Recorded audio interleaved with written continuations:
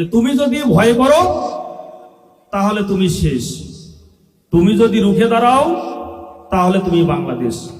আমরা মানুষ হতে চাই, আমরা এমন মানুষ হব আমাদের কথার মাধ্যমে, আমাদের কাজের মাধ্যমে, আমাদের সকল কার্যক্রম হবে একমাত্র আল্লাহ তাআলাকে সন্তুষ্ট করার জন্য।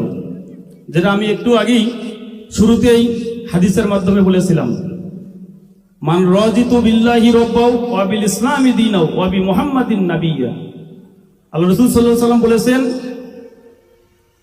যে প্রকৃতপক্ষে আল্লাহ তাআলাকে যে ভালোবাসলো, ইসলামকে ভালোবাসলো এবং মুহাম্মদ সাল্লাল্লাহু আলাইহি ওয়াসাল্লামকে ভালোবাসলো, সে ব্যক্তি পূর্ণ ঈমানদার।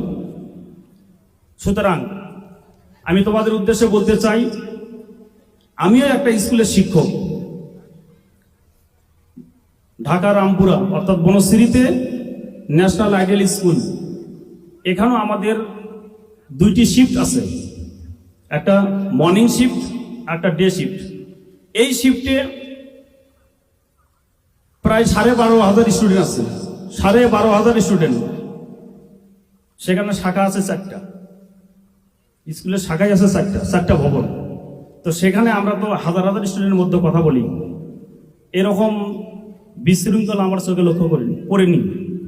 তো আমি অনুরোধ জানাবো যে আমরা যেহেতু শিক্ষার জন্য আসছি, আল্লাহ তাআলা আমাদেরকে শিক্ষার জন্যই পাঠিয়েছেন, তো আমাদের উচিত হবে আমরা সুন্দরভাবে আমাদের জীবনটাকে গড়ব। সুন্দরভাবে আমাদের জীবনটাকে গড়ার জন্য আমরা বাবা মার কথা শুনবো, শিক্ষকের কথা শুনবো, স্যাররা যেভাবে পরামর্শ দিয়েছেন, আপনাদের যা শিখিয়েছেন, আমরা ইনশাল্লাহ আমাদের পরীক্ষার খাতায় সেগুলো আমরা ভালোভাবে লেখার চেষ্টা করব, যাতে আমাদের স্কুলের মান সম্মান, বাবা মার মান সম্মান বজায় থাকে। এইটা আমরা চেষ্টা করব। দেখেন, এই স্কুল থেকে অনেক স্টুডেন্ট এখন ডাক্তার হয়েছে, এই স্কুল থেকে পাশ করে। এই স্কুল থেকে পাশ করে অনেকে এখন প্রকৌশলী হয়েছে, ইঞ্জিনিয়ার হয়েছে। তো আমি তোমাদের কাছে আমার অনুরোধ থাকবে, তোমরাও ইনশাআল্লাহ আগামী দিনে এই স্কুল থেকে ভালো একটা রেজাল্ট করে ভালো একটা কলেজে চান্স পাও এবং সেখান থেকে ভালো রেজাল্ট করে ভালো একটা ইউনিভার্সিটিতে ভর্তি হও, এটা আমাদের চাওয়া।